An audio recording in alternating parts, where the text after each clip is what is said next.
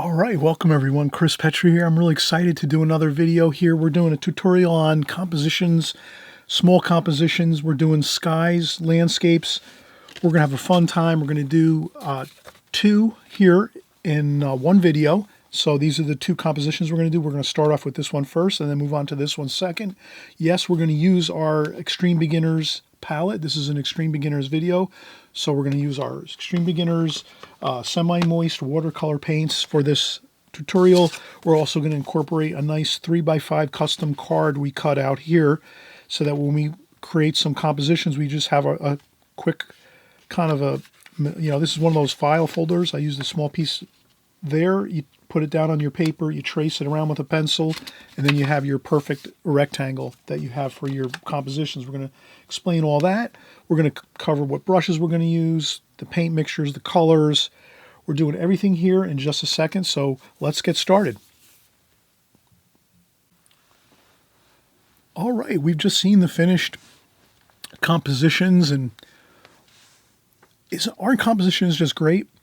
These are like just your fun time where you're not really worrying about maybe if it's a finished painting or not, or if, that kind of pressure is off when you're doing some practice compositions. And I do a lot of practice compositions all the time. I'm hoping you're going to do them too. And this is real simple here. What I did was I'm using I don't know if I've kind of mentioned this in previous videos, but I use the Fabriano Studio watercolor paper. It's like more of a student paper. It's not extremely expensive. This is what I would consider if you don't want to buy the really highly expensive paper, you can buy this. This is a good medium quality paper, but it really performs beautifully. So I think if you buy this paper, this is like, I consider this top-notch paper myself personally. But this is, 140 pound, 300 gram. It's 25% cotton, cold pressed. So it has a nice rough, kind of a semi-rough texture. It's not super rough, but it's got some texture to it. And that's what I use. And then it's a 11 by 14 size. So what I do is I take that 11 by 14 and I trim it in half. So now I have two halves of that 11 by 14 like this. So now I have it sectioned down a little bit here. And then now we can work with a half of an 11 by 14 sheet of paper, and then we can get like two good compositions in here. We could even probably do three, but I like to keep a little bit of space in between each of the compositions.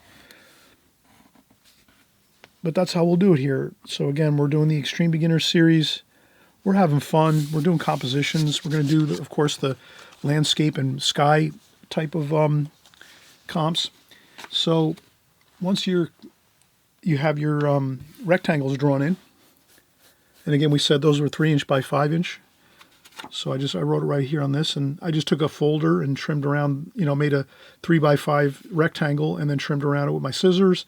And then I put on there 3 by 5, and this way I kind of know this is my 3 by 5 that I can trace around, my template, so to speak. And that should be fine. And then maybe if we want, we could take some tape and tape around. So you can take some artist tape. I use the Pro. It's called Pro drafting tape. So I use Pro drafting tape. They make also a lot of other good tapes, but Pro drafting tape won't tear your paper, no matter what paper you're using. I don't think the Pro drafting tape will rip or tear your paper. You can buy the other ones too that they sell at the paint stores, the painter's tape. Usually it's blue or sometimes yellow or green. That's great too. That won't tear your paper.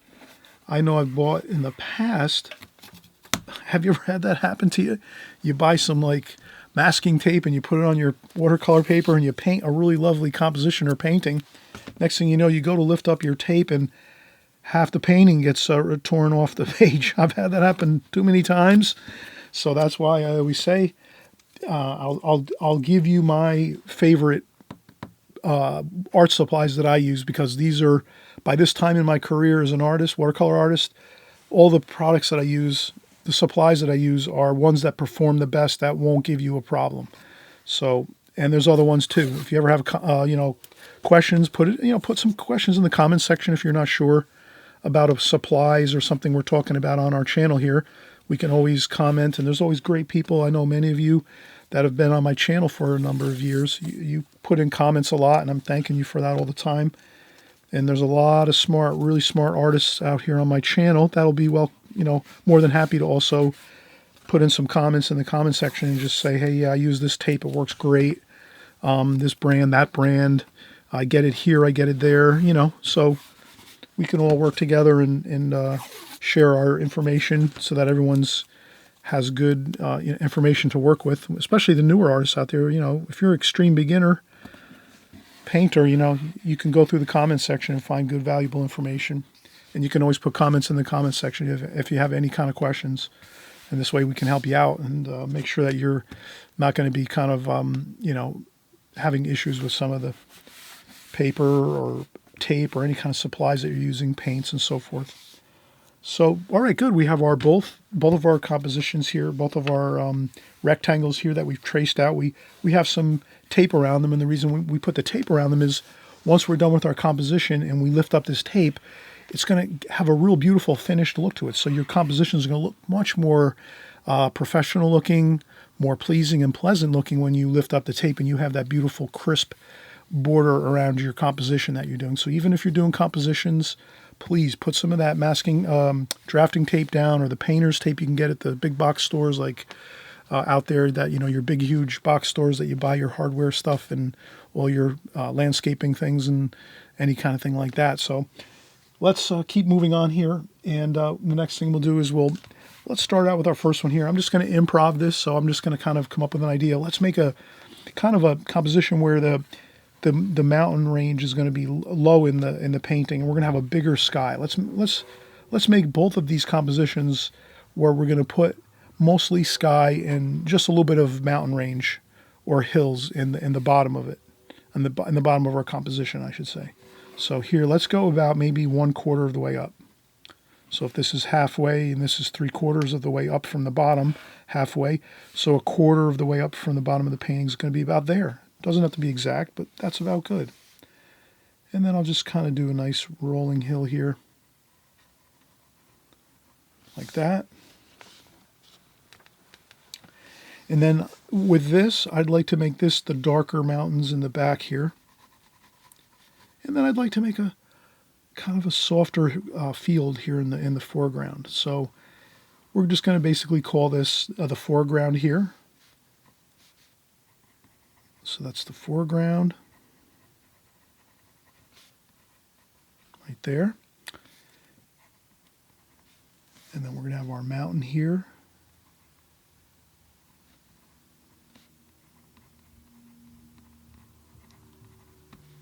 Mountains here. And then our sky here.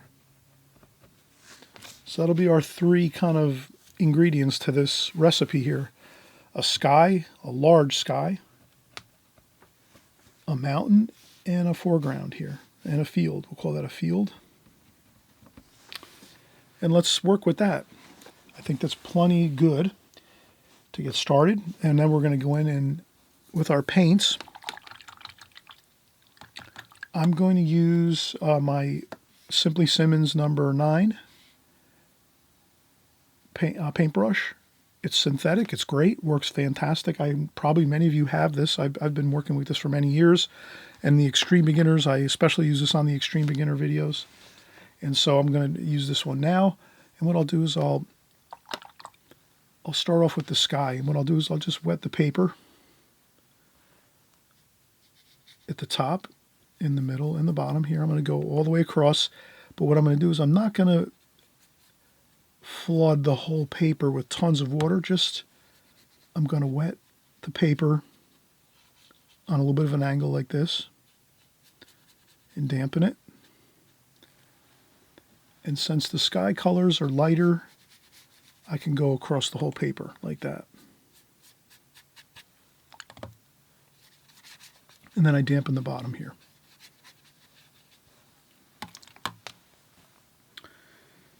Okay, now we're going to get our sky colors in. So let's start out with our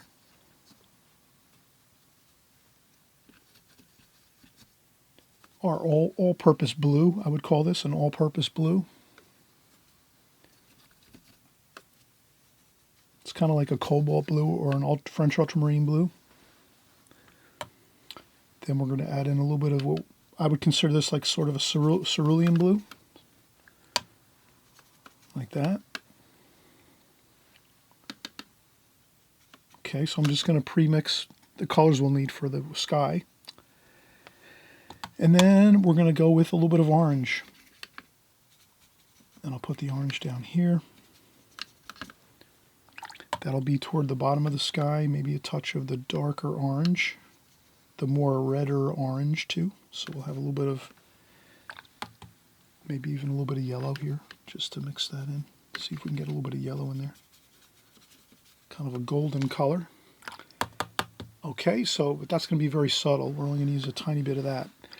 So now we're all set. We have our paper dampened with some fresh clean water. It has to be fresh clean water. So this is where when you're starting this composition here, always remember, do I mention this quite a bit? I think I do.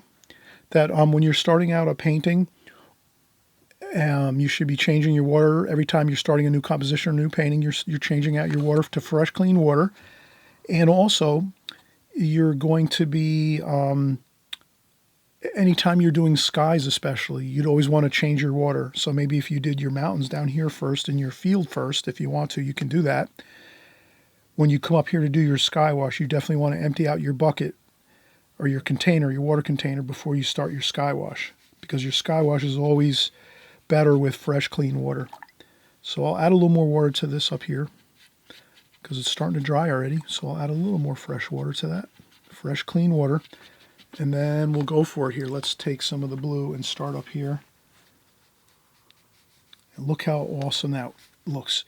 And the water in the paint is doing the work for us.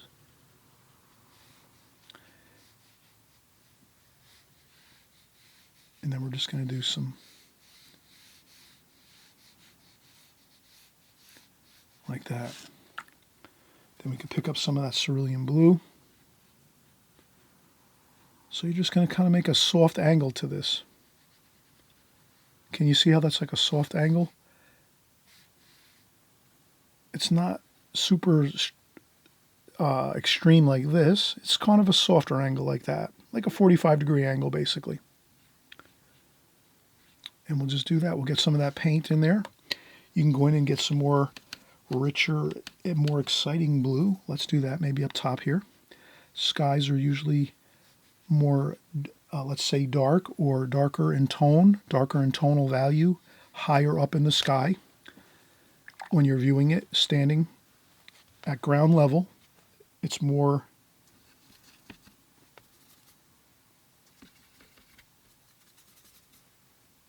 it's darker up here, up top, and it gets lighter as it comes down. And you can always take a tissue if you want to make a few more clouds. You could just actually lift up a little bit of paint with a tissue. You could even blot a couple clouds in, like that. Like that. It's all up to you.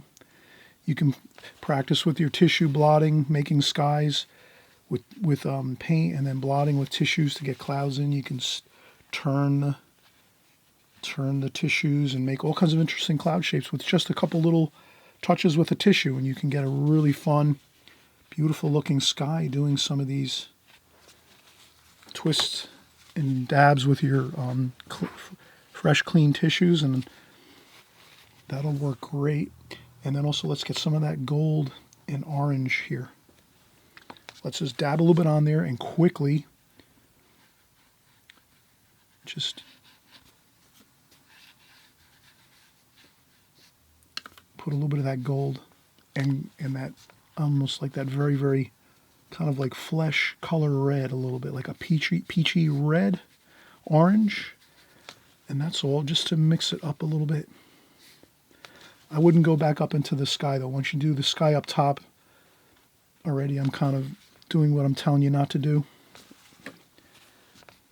And then you can just make a little bit of that golden color down on the bottom of the painting. And then we're just going to let this dry. Again, do I mention this quite a bit? to get that first glazing on the paper and then let it dry, and just you have to walk away from it for a couple hours, or if you have a blow dryer, you can blow dry off the paper. That works just as good. How does that look? I think you're going to be happy with your results when you do this. So now the next thing we're going to do, I'm going to take a quick break, but this is where we have to let this dry 100%. And I'll use the blow dryer to actually blow dry the rest of this off. Make sure it's 100% dry, and then we're going to come in and we're going to do our mountain and our field, and you'll see how beautiful this looks. It's a really fun painting composition to do. You can make this into a painting easily.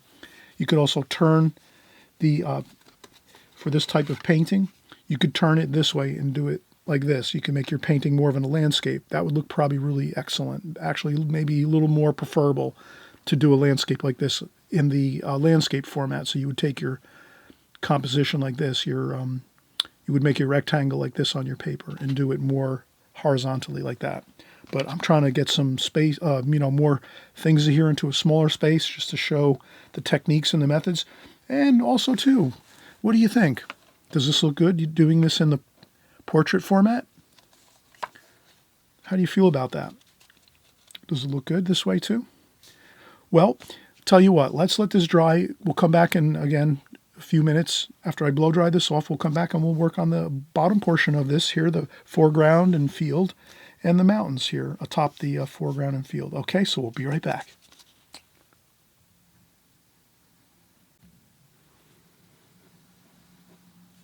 Okay, so we're getting started again, and we're going to start working on our colors now. Let's pre-mix our colors. Again, I mention this often. Let's get those colors mixed on our palette first. This way you can just go in and start painting, and you're not really worrying about thinking about color mixing. You can mix all your colors first, then you just take what you've mixed in your palette and transfer it over to your paper. That's much more preferable than trying to just mix up, mix your paints or work with your paint colors, as you go. After a while, don't get me wrong, you're probably starting just out now, maybe your first, again, 1 or 2 years at painting in watercolor. After a couple years or so, then you won't have a problem because you'll have all your colors memorized. You'll have worked with them for a couple years. Then you can actually go right into your palette and work from your palette right into the painting or your compositions. And you might not have to do as much mixing on your palette. You'll kind of be so familiar with your colors all the time and what you're mixing that it's like second nature. It's like driving or riding a bicycle. You don't really think about it. You can be looking at, the cars in front of you, or you can be looking at the scenery in front of you when you're riding your bicycle and you're not thinking about how your feet are moving, or if your hands are steering correctly, or if your gas pedal's enough, or if you have your foot on the brake, whatever. All those things are just automatic. So the more you work in watercolor, a lot of things become kind of like autopilot, automatic for you. But that comes with a lot of practice. It's not something that happens, overnight. But you'll always remember, the more you're practicing, the better you're going to get, the more you're going to actually start to work with that autopilot feature where you're not thinking so much about your colors and mixing because you're actually so familiar with it. You just do it automatically, and it's not really going to, be something that's going to slow you down or keep you, occupied on that while, your painting's drying. So just a little tidbit of information I like to mention, that the more time you're working with watercolor, the easier it gets, the more fun it gets, and the better results you're going to have. So always remember that when you're just starting out in watercolors, don't feel like, don't get upset or frustrated if your paintings aren't going well, or if you're having problems with color mixes, or if you're having some funny looking washes on your paper or anything like that. It's really just watercolor is really just, the more you experience it and the more you practice, the better you're going to get. If you only paint once a month, you're probably not going to really make a lot of progress actually. But if you're painting like once a week and you're drawing, or painting once or twice or 3 times a week, and you're practicing your drawing, once a day, maybe for 15 or 20 minutes, you're going to make a lot of progress doing that. So it's always a thing of, the more you're going to practice at it, the better you're going to get. Same thing with like a person that plays piano or violin or guitar or drums or whatever kind of instrument.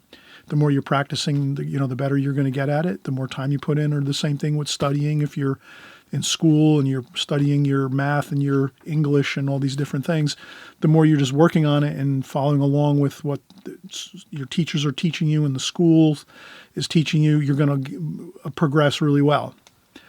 So that's just really kind of basic, common knowledge things, but it is true with watercolor. The same thing with watercolor. The more you're working at it, working on it, practicing it, you're going to get much better at it. So don't worry about it. If it doesn't come out perfect every time, don't worry. Just keep working on it. You're going to be always getting better. Always remember that.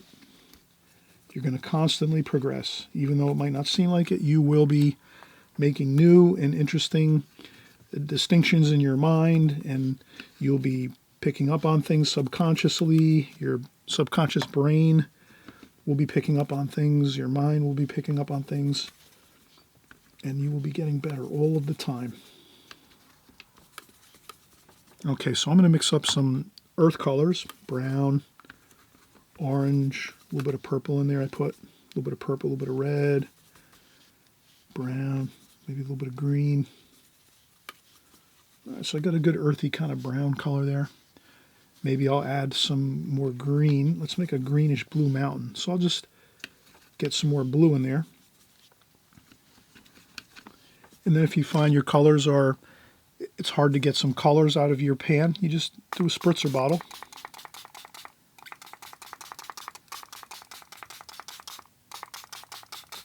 I wouldn't flood out your palette, but I would definitely give it a good spritz, a couple spritzes. And then you can get the colors you need. And that's much better. See, I just was sort of got distracted there and didn't do what I know I needed to do there, which is get that spritzer bottle out and get that going. Okay, so that's good. Dark green color right there. And then I'm just going to use that dark green for this mountain here. That's all. Get it right in there, the dark green. And then what you can do is once you get that dark green mountain across there, you can go back in to your palette and you can add a little bit of orange to it here and there to give it a little bit of variation in color. You could work it around a little.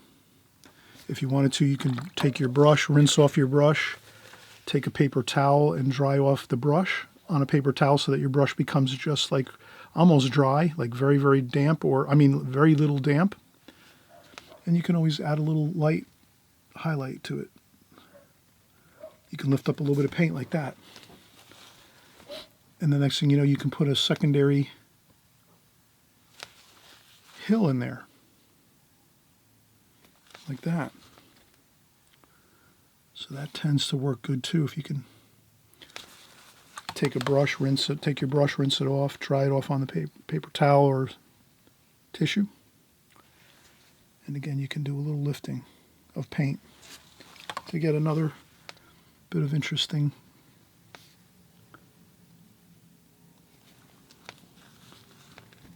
mystery into that mountain there a little bit. Okay, that looks good. All right, so now let's mix up our next color, which is going to be orange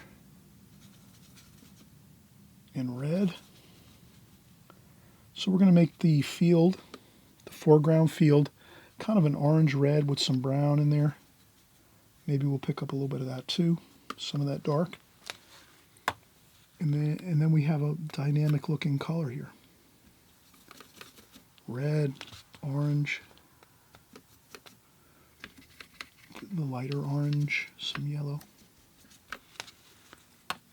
and then maybe even some green up here. So that's what I'm going to do. I'm going to add some green across here. And then some red across here like this. Just mix it all together. Look how good that looks. Okay, so we have our field in. You could add some lines to it. Maybe it's a farm. You could add some lines into it to make it look interesting, like there's areas where they might have gone through with the tractors and worked on the fields a little bit, and there we go. So now you have a really dynamic, interesting field with some lines in it that kind of make it look fun and interesting to look at. Kind of the lines take you into the picture a little bit here. And what else can we do? We have that interesting looking lively green here. You could add a little more exciting green right there in the center. Maybe we could take some red and add some red here too. So we could add a little bit of that interesting, vibrant color right in the center of the painting. And the same thing with the orange. We could add a little bit of that here too. Maybe right where the center of the painting is. Like this.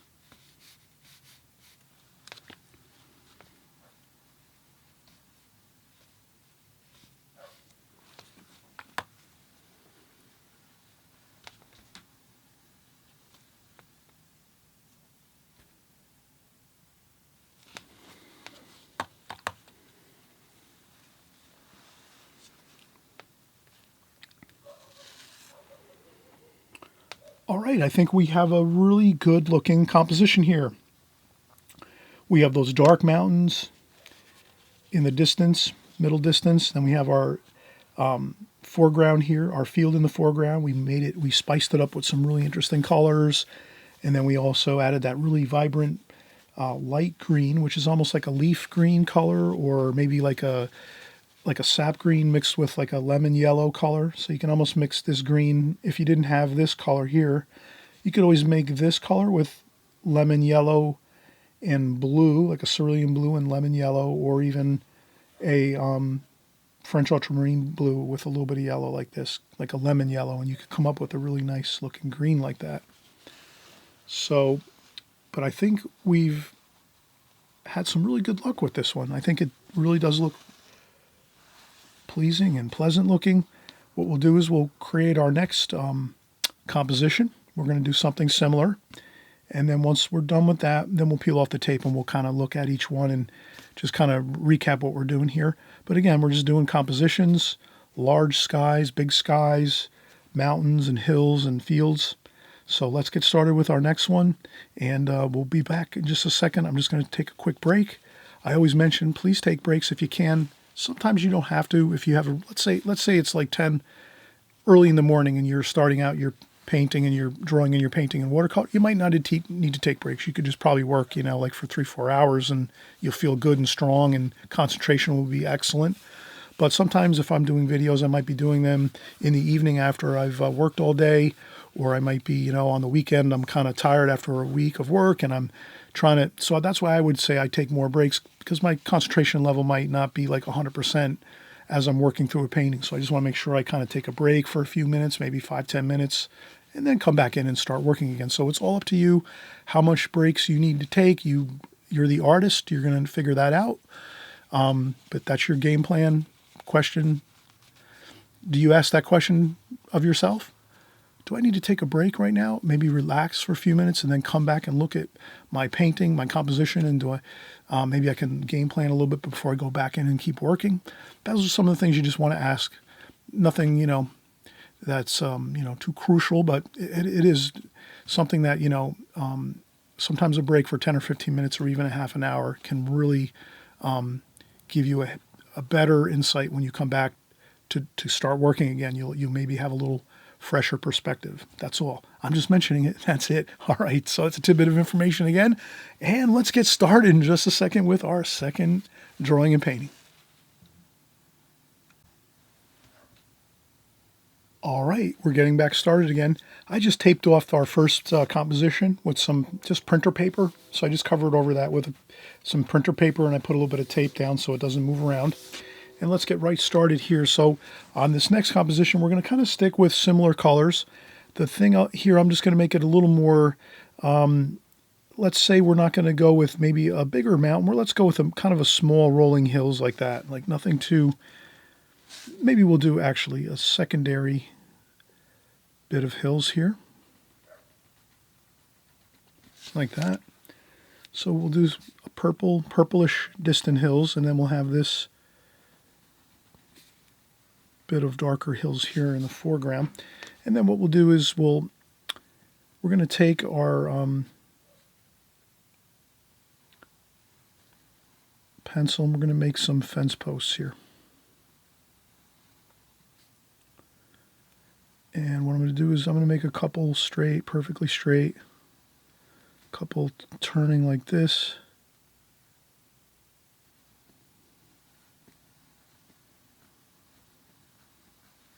Like that.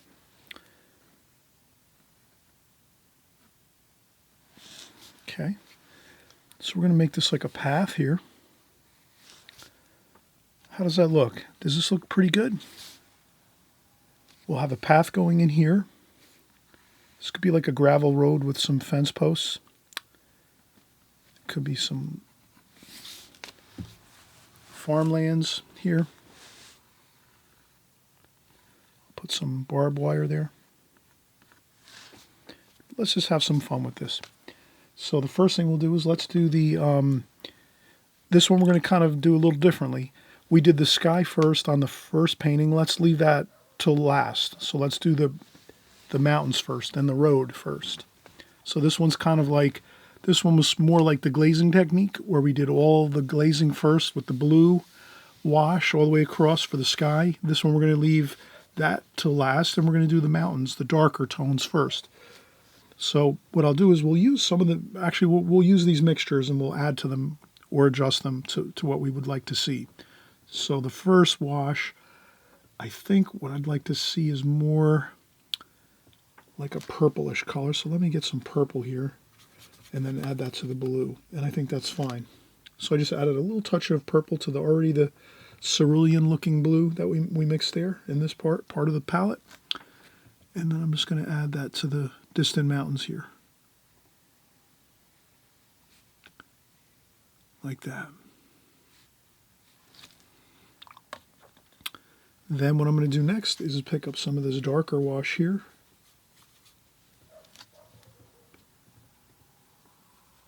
And I put it up here. And then I might say, I think maybe a little more green. Like that. That might look pretty good, right? And more of a kind of like a viridian green. And then I'm just going to try to get that in for our next hill. So I'm doing this in layers. So that first layer was the purple mountain, and then now I'm going in with that greenish color. And then what I'll do is I'll get some orange like this, and then just add a little bit of that to the green here and there, not everywhere, just to give it a little different look, a little bit here and there, that's all. Then I might even take a little bit of this and just add it a little bit here and there in the purple mountain area. But once you do that purple mountain, you might not want to add anything to it, because what can happen is if you add that purple mountain and you let it sit for about 4 or 5 minutes and then you go in and try to add something into it, a lot of times it makes a really blotchy kind of look to it and it doesn't look good. So that's why I say watercolor is kind of a timing feel. You want to, usually you can go back in and touch up an area right quick when you put the wash down. Probably within 30 seconds to a minute later, you can go in and add a little bit of color to it. But then once it starts to dry, then you have to let it be. So again, I'm always trying to push the boundaries of adding different color mixtures into a wash. You could mix this prior.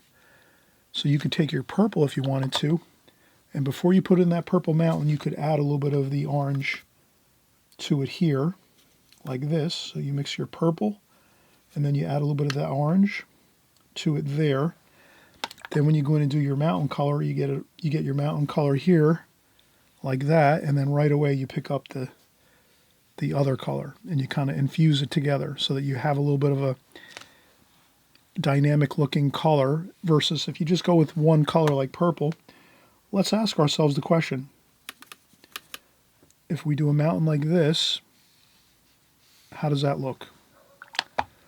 However, if we take a mountain and distant mountain, and we add purple, and then we say, let's add some other interesting colors to it, maybe some orange and red. like this. Now we take our purple. Now what will look better if we do this? Another purple mountain here like so.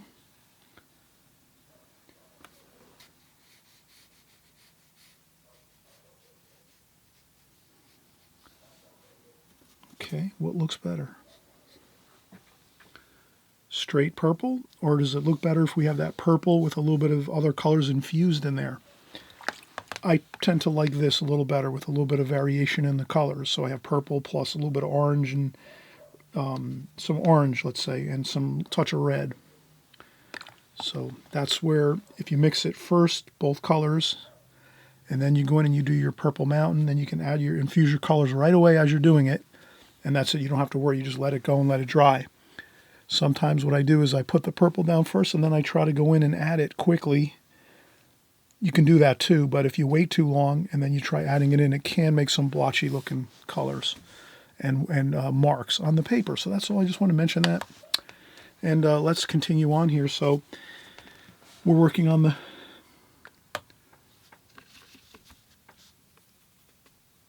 now we're going to work on the foreground in the field. So I'm going to use some yellow there. A little bit of orange and yellow, like so. A little bit of brown mixture. Okay, so I'm mixing my colors that I need right here. A little bit of green too would look good. I can make that up here like that. All right, now let's see how we can do this. Let's start out like this. I'd leave a little bit of white paper there in between the mountain and the grass.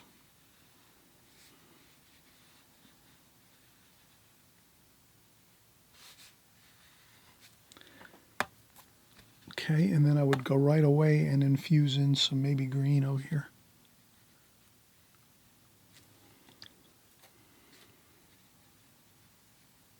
Like that.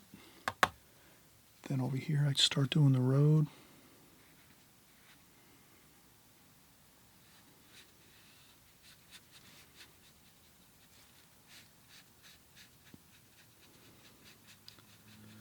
And I'm just kind of doing the brush strokes like the road, like that.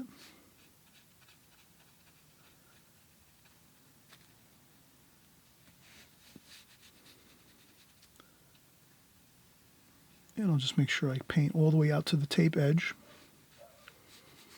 There we go. Okay. Now, what I would like to do is make a touch more of it when I have to do it fast. So I'm going to use some brown and a little bit of this mix maybe here, kind of like a grayish color maybe, and see if I can get a couple.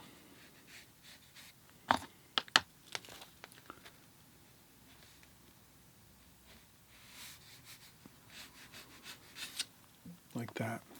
And I think I'm going to leave it just like that. I don't want to keep fussing with it. There we go. And again, I'm doing what I told you not to do, fussing with it here, but I wanted to get it more toward the tape edge there. And then we can always take a paper towel or a tissue like this. You can even fold it up sometimes and make a little bit of a point on it. And you can just do that and do a couple.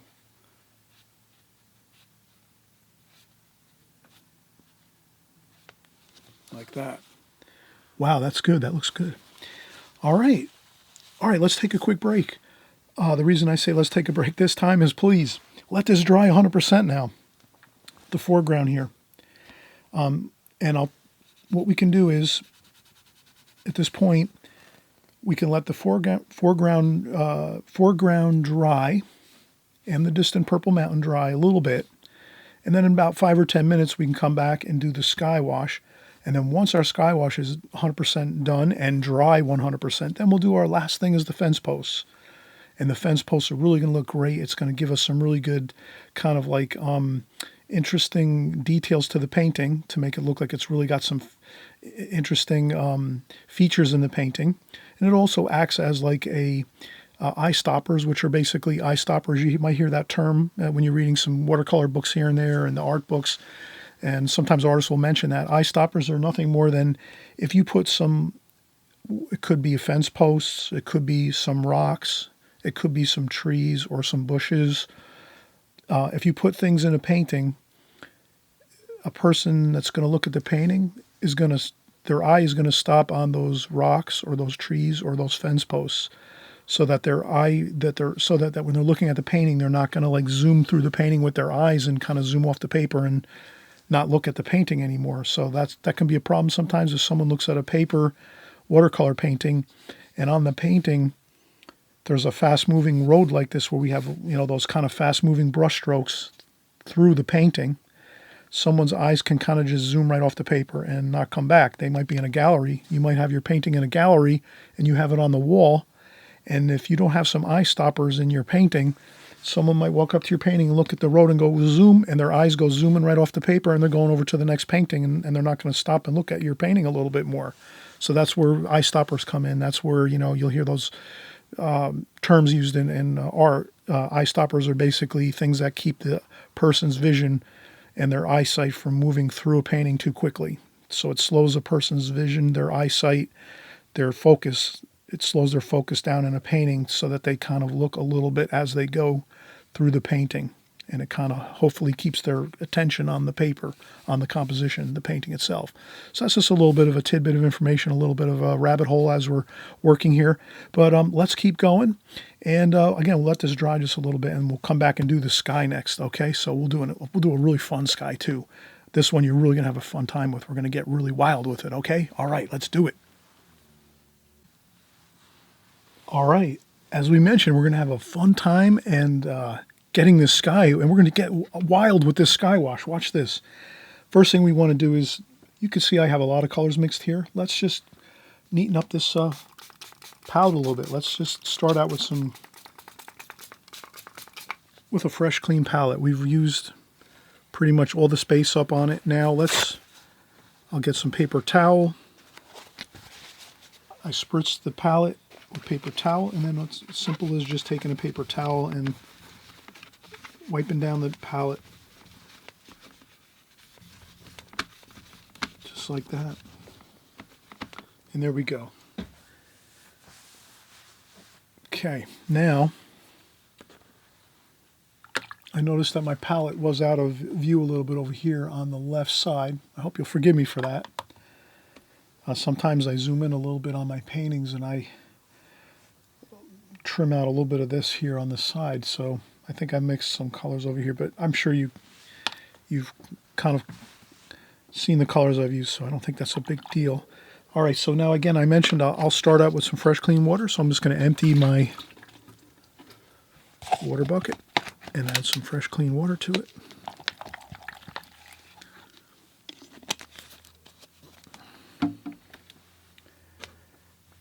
Okay, and then I'm going to dampen the paper here, but this is where we're just going to have some fun. Take some of that fresh, clean water.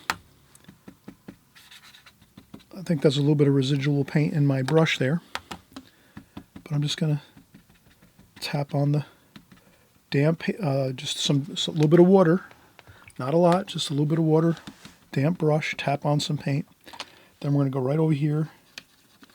We're going to get our sky wash in here. And then we'll use this down here. So we're going to have two different blues there, and then let's just go right in and that's how you're going to have fun with this. Just splash on some of that paint, kind of like dab it onto the paper. Grab some more blue if you need to, make it a little bit darker up in the corners here on the higher part of the painting. Again, the sky is always darker, most times, darker at the top of the sky. Like that. Look how good that looks. Okay, and then I rinse off my brush, and then with a damp brush, do the same thing, just kind of swirl around now. Quickly though, and don't cover everything up. Okay, and then once we do that, I think I'll do that there. I want to leave that kind of dark up at the top. Then I'll get a tissue here, and then just do a couple. I roll up the tissue like so, and then just do a couple turns like that, twists. Just a few. Then you can come back in. And if you see anything looking kind of odd looking, like weird shapes that might not look like clouds or something, go in with your brush, with a damp brush, and just maybe move it around a little bit. Move some of the paint around. And that's where you fine tune it now. So now you go in with your brush and you fine tune anything that you think looks kind of awkward looking or unpleasant looking. And you're looking to kind of just not do too much to it. You don't want to go in and disturb all that beautiful, interesting shapes and excitement. Maybe I'll go in and do a little bit of splashing like that. You know, you don't want to ruin those things, those enjoyable happenings with your watercolor sky. And then what you do is you come down and simply grab a little bit of orange. And we'll just put a little bit of orange at the bottom of the sky here and blend it in. Just like this. Blend in that orange. Then I rinse off my brush again, dry it off on a tissue so that I just have a damp brush, and then I bring that orange right down to the tops of the purple mountains here. And I think once you do that, you're going to find that you're going to have a really pleasant looking sky. Like that. And I work that orange up a little bit there, just so it kind of ties in up here.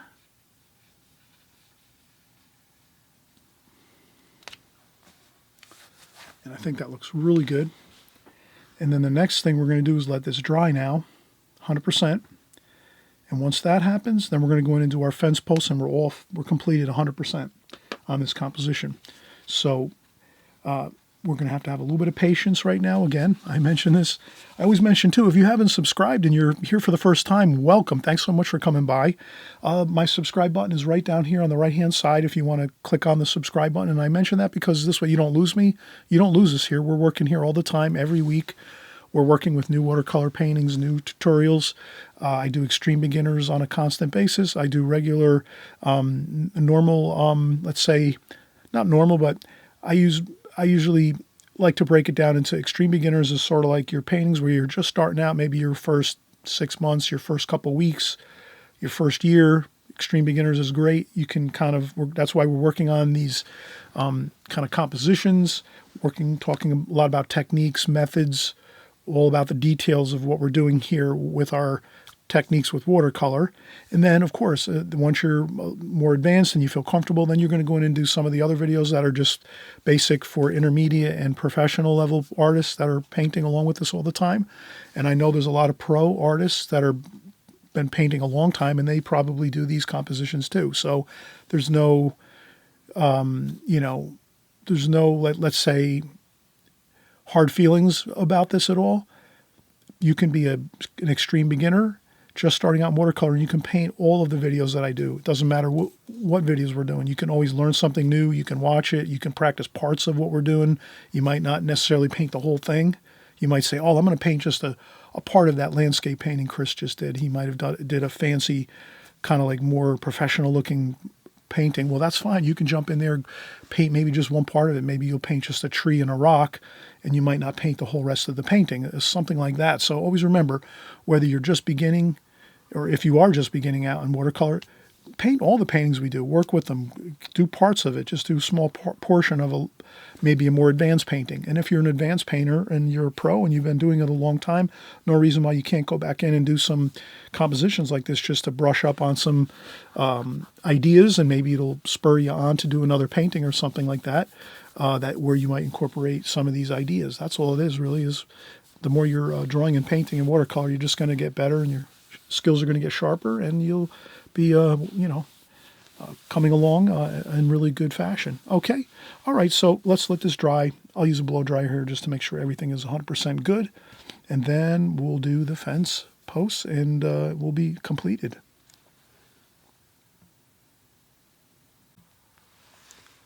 All right. Let's get these fence posts in now.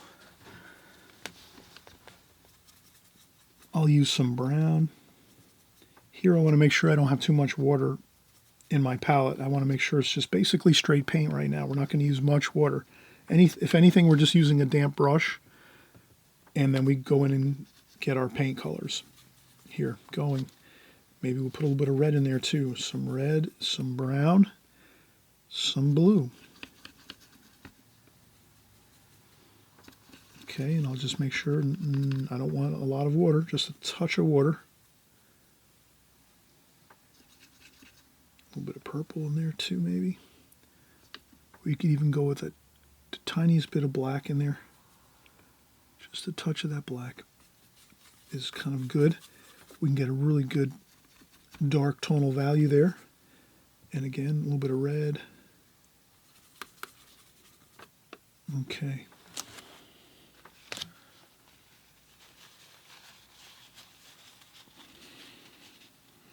Then I'll just take my brush, dry off a little bit of the paint so that I have very little paint on the brush. And I'll use just the very, very tippy top of the brush, the very, very top of the point of the brush. And I'll just carefully go a little bit at a time. I would say like a half an inch at a time. We don't have to worry about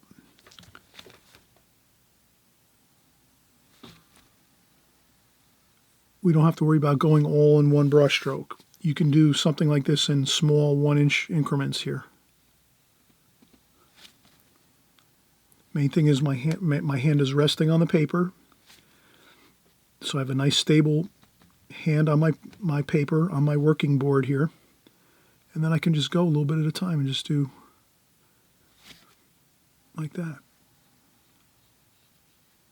There's other things you can probably do as well, but this is the kind of the preferred way I would say to do straight lines like this. And the fence posts are going to be thicker here, closer to us in the foreground, and I like to and then they get a little thinner each time we go. And then sometimes you can leave a little space in there like that. Maybe there's a little bit of light.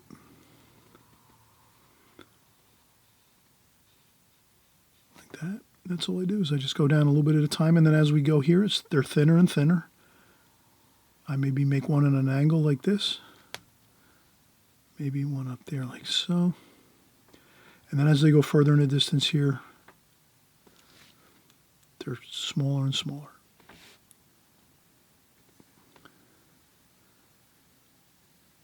Kind of like our worries. If we worry about things, they get smaller and smaller as we pick up our watercolor brushes and paints and pencils and paper. And we forget about our worries, and next thing you know, we're just painting and having a great fun time.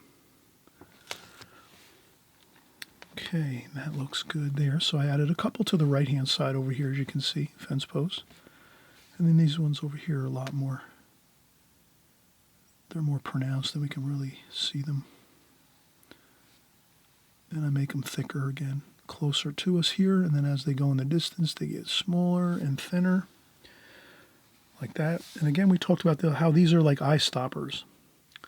They keep our eyes from just kind of going off the paper. They hold our attention, our eyes here, as we look at these fence posts. And again, I'm just going to do a little bit of barbed wire there, maybe a little bit of barbed wire. And I think another thing we can do is we can add some shadowing to this. So a fun thing to do is to really get some impactful looking shadows. All we have to do is take some of this dark, add it here. So we take some of that dark paint over here, and we just add in our purple. And we get a good purple there, like that. You can even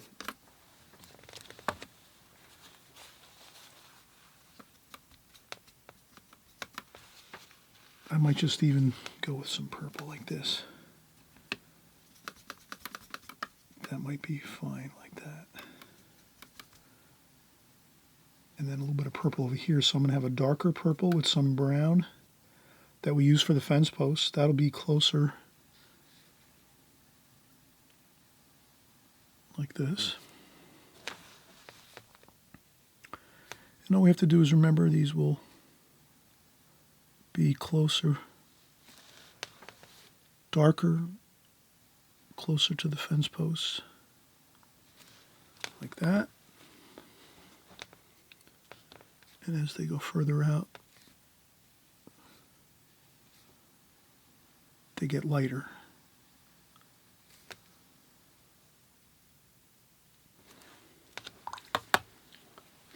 And as you see me add these shadows, you can see right away it feels like someone just flipped on a light switch over here on this side of the painting. So that's the effect of sunlight. If you add shadows to things in your paintings, you'll notice right away that the painting lights up almost like, it almost looks like, again, like someone turned like a spotlight on the painting over here on this side, and you can see the cast shadows over here. So that's why shadows are really important. If you want to, I mean, if it's a cloudy day, you don't have to worry about it, but okay, and that's good. And then we can take the very, very little small amount of color over here, purple, but this is going to be where we just pick up some color. We dry off the brush here like this so that there's almost hardly any paint at all on the brush. And what we'll do is we'll try to get these very subtle barbed wire shadows onto this fence too, the shadowing of the fence. So this is going to be really something that's really going to actually add a bit to it. Here what we're going to do is, I would dry off the brush a lot. I wouldn't have much paint at all on the brush. Almost zero paint on the brush, just a tiny bit. And then we do the second barbed wire there, and it doesn't have to be perfect, I would say. And then the third one there, like that. Then we could tap a couple times here.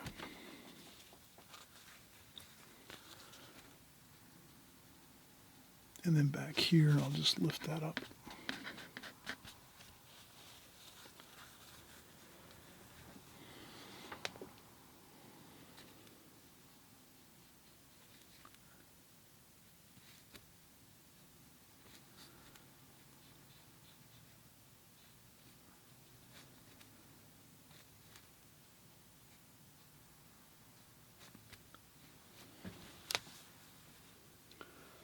All right, I hope you're going to have fun with these compositions and enjoy them. And I'm glad that we could do them here. And it's, let's peel off the tape here. And again, when you peel off the tape, it just looks really beautiful, crisp edge around your compositions. They look like mini finished paintings, actually. These could be great for like occasional cards, things like that. You can make a whole bunch of these and make them for like cards, for birthday cards, get well cards, feel better cards, anniversary cards, any kind of card you want to make. You can actually create these. And we'll do some more occasional cards. I have many of them already created on my channel. If you go back and just type in Chris Petrie occasional cards, you'll notice that I've probably made a dozen videos on occasional cards, but I'm going to make more even too, because I know people really enjoy making occasional cards, artists do, because, you know, so you can kind of enjoy working with your paints and your paper, and you can also make it a dual purpose thing where also you're creating a card at the same time. So thanks so much for coming by. I really appreciate everyone. I just want to thank everyone for the great comments in the comment section, for saying hello and wishing me happy holidays and things like this. I know everyone has really been gracious and kind, so thank you so much. And I just want to wish everybody the best with their watercolor paintings. I hope everyone is having good success, and I hope you'll again be subscribing on the right hand side below so that you can actually stick with us on a constant basis and work. We're all working together to get better as watercolor artists, and we're going to enjoy the journey. So I want everyone to enjoy the watercolor journey. Let's do it, and happy painting, everybody. Okay, and we'll see you soon.